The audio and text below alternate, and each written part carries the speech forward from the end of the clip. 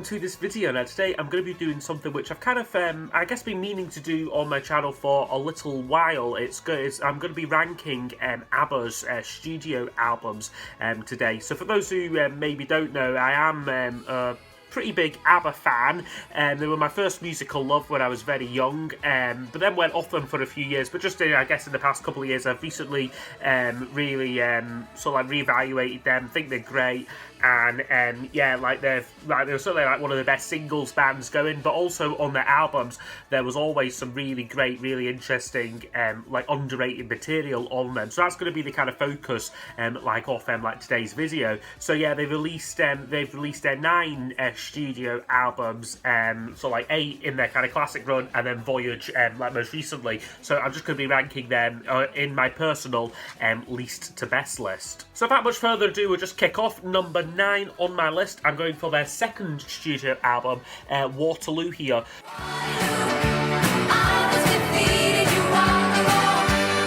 This is quite an inconsistent album. I always assumed this record was kind of rush recorded, kind of to sort of capitalise on their Eurovision win, but I was actually a bit wrong. Actually, they actually had this album they were recording this throughout most of 1973, and then kind of released it the same week that they did the same week they did their Eurovision appearance, and won it. So yeah, there's some good stuff on here, and there's no getting away from that. I think Waterloo is a great song, an all-time Abba classic. I quite like Honey Honey is again another popular one, but really good. And there's a few really good lesser known tracks on here as well. Things like My Mama Said, I think, has got some really interesting musicianship on it. Dance While the music still goes on, it's a lot of fun. And also I'm Gonna Sing You My Love Song is a really underrated hidden gem in their discography. But what lets this album down though is a couple of tracks which I would say are objectively among Abba's worst songs. They were very much I guess trying to find their identity a little bit still with this album, but there's certainly tracks like Sitting in the Palm Tree, King Kong Song, and Susie Hang Around, which is one of Benny's only vocals on an Abba song, which we didn't really need too much of those. Yeah, those tracks are among Abba's absolute worst. But no, inconsistent, but pretty good album though, when it is good. So yeah, Waterloo is my least favourite. Okay, that's not at number 8 is their most recent. We're going way forward in time now for Voyage.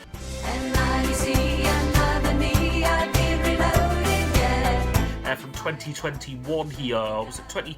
I think it was 21. So this one, I guess in hindsight, I've kind of maybe slightly reevaluated this album, because I guess when it came out, there was huge anticipation and excitement for it, a brand new Abba album, something which I don't think anyone really saw coming. So sort of a lot of your opinions off the tracks are gonna be well, this is great, this is great, this is great, but with a few years, the passage of a few years, I've not really returned to this album too much since it originally came out. I mean, there's a couple of really good highlights. I really like the kind of Celtic sort of folk of When You Danced With Me. Don't Shut Me Down, I think, deserves its place as Abba's last top 10 single. I think is a really great song. Just an Ocean, kind of slightly reworking off an older track, but that's really good. But there's a couple of lesser tracks on here as well. Bumblebee is just an okay ballad. No Doubt About It's alright, but it's definitely cooled on that song a fair bit. And then you've also got Little Things, which again for me is one of Abba's worst songs. It's a kind of Christmas song, doesn't belong on this album, should have been a standalone single, if anything, it just really ruins the flow off this record for me. So yeah, number 8 would be Voyage. So when you're near me, darling, can't you hear me? Okay, that's not now at number 7. I was really struggling with where to put this album. So it's their self-titled third album here. So this one, I actually originally had dead last, but then kind of reevaluating it, you kind of think, well, it is an album that has got Mamma Mia on it, and it's got SOS. I mean, those are 2 of the greatest all-time pop songs, so how could this be bottom? But for me, just the rest of the album just feels again, this is ABBA at their peak kind of identity crisis. They didn't really know what kind of band they wanted to be like on this album. So there is like those tracks which kind of did show the way for like where they were going to go, a kind of complex kind of pop band, like those songs kind of like Mamma Mia, like SOS really did show the way. But then there's slightly kind of dud attempts at kind of glam rock on here, things like Rock Me and So Long, which I just don't particularly like. I do. I've never really liked that song. I think that's one of their weakest singles. And then there's other filler on here, things like Tropical Loveland, and Man in the Middle is probably one of ABBA's most forgettable songs. It's very much like one ear. It's very much like in one ear, like an out the other, which you can say about very few like ABBA tracks. The choice album cut on here though is I'd Be Waiting for You, which I think is a really, really nice ballad sung fantastically by Agnetha. But yeah, there's just too much filler like on this album for me, and it really, really gets by like on the strength of its two standout singles. And I don't know what to do.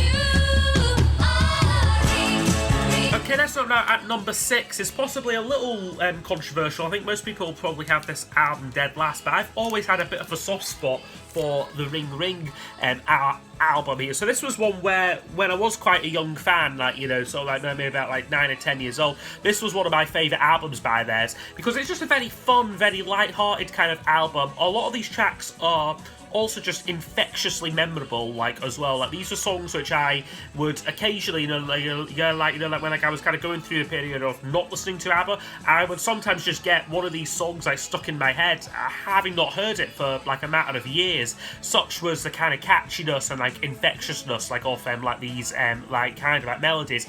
Yes, there's a lot of cheese like on this album. So there's things like Nina Pretty Ballerina.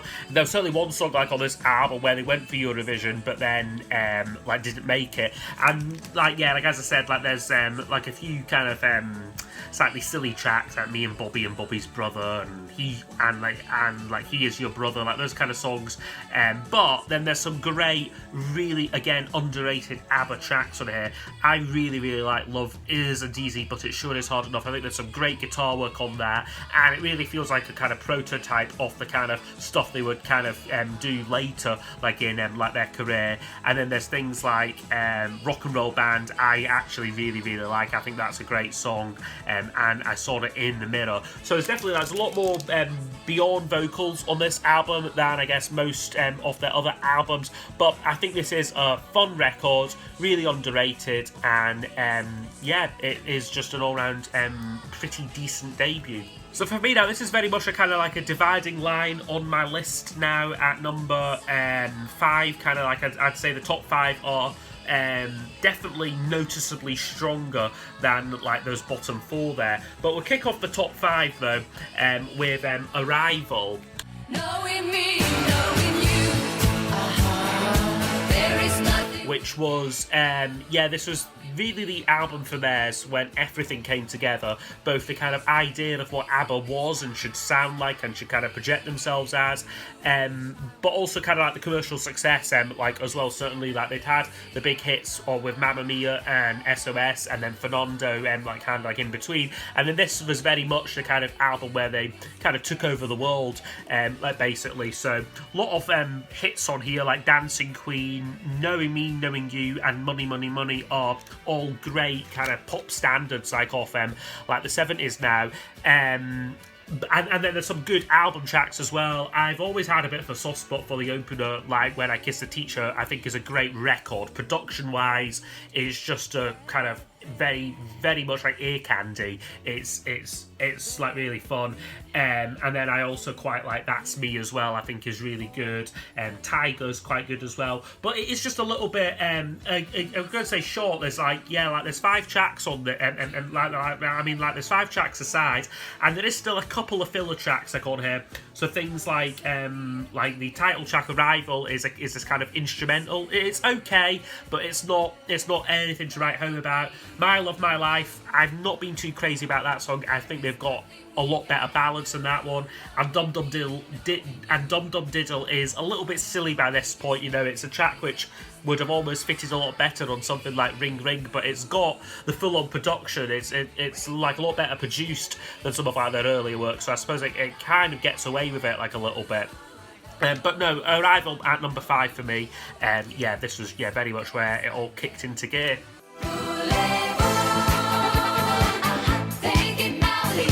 Okay, now at number 4 for me, I have got Voulez-Vous here. So for me, while this album arguably doesn't reach the same heights as Arrival, for instance, I don't think there's anything as good as Knowing Me, Knowing You on this album. But I think this is just a bit more consistently great throughout. Particularly, there's 2 album tracks which I would rank among my all-time favourite ABBA songs. The opener, As Good As New, and If It Wasn't For The Night is also an absolute favourite of mine.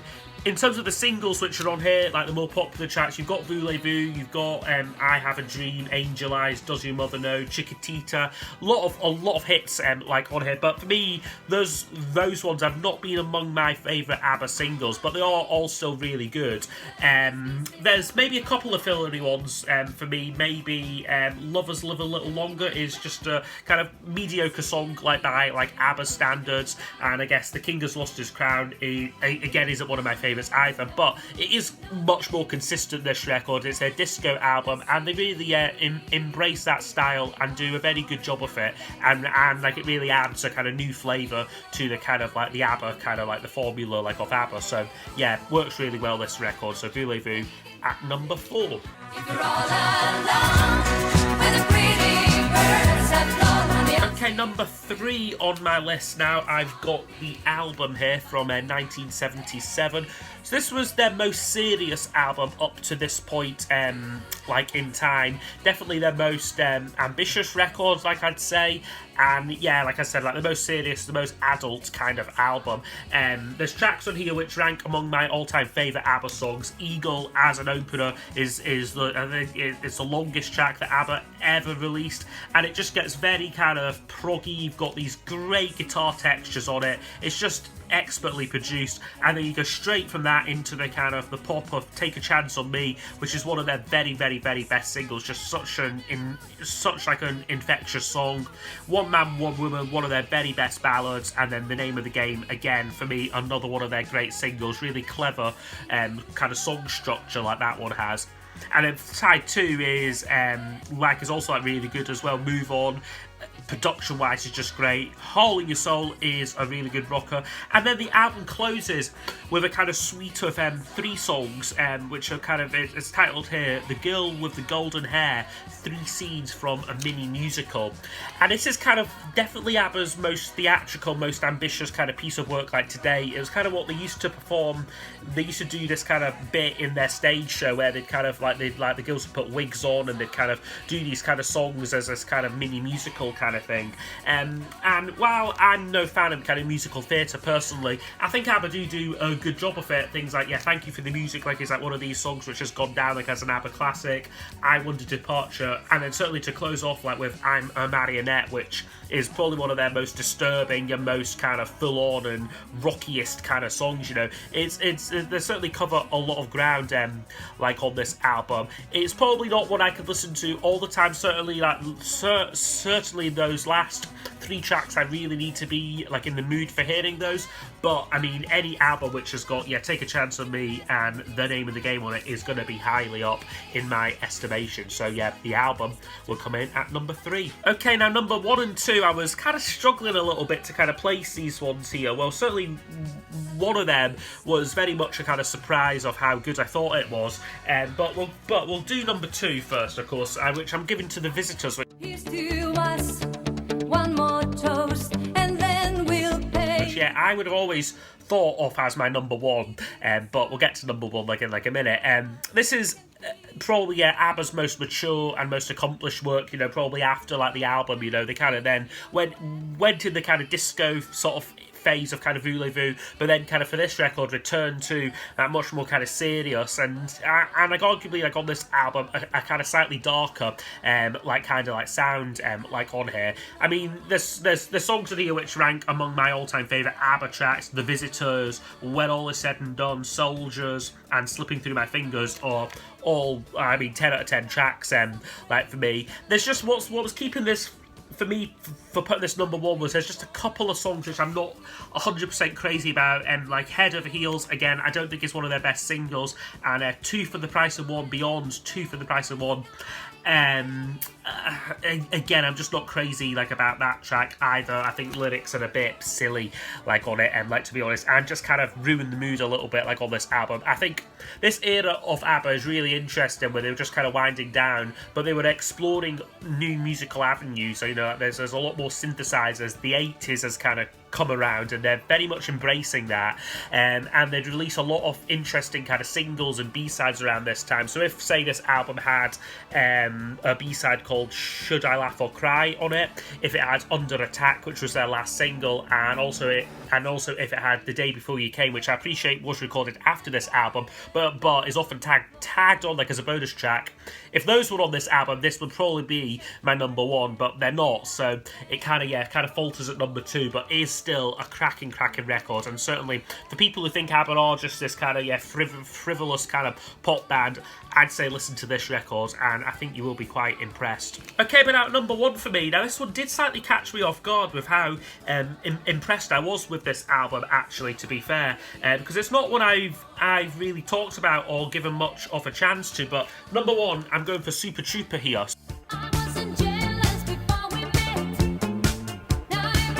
So this one, yeah, is the mature kind of breakup album sort of thing, like for ABBA. I think Bjorn and Agnetha had divorced by this point, and Frida and Benny were kind of, their relationship was kind of like on like its last legs kind of thing, and you can really sense that in a lot of the songs like on like this album, particularly like The Winner Takes It All, which is one of their all-time classic tracks. Super Trouper, like as the title track, is one of their best songs, again about this kind of touring artist who kind of sort of wishes like she was like kind of like he's kind of like tired like off the road, but kind of gets by like on knowing that like there's someone like she loves is like in like the audience and is kind of there sort of like supporting her kind of thing, and then there's other great tracks here. Like I really like Andante, I think is a great ballad.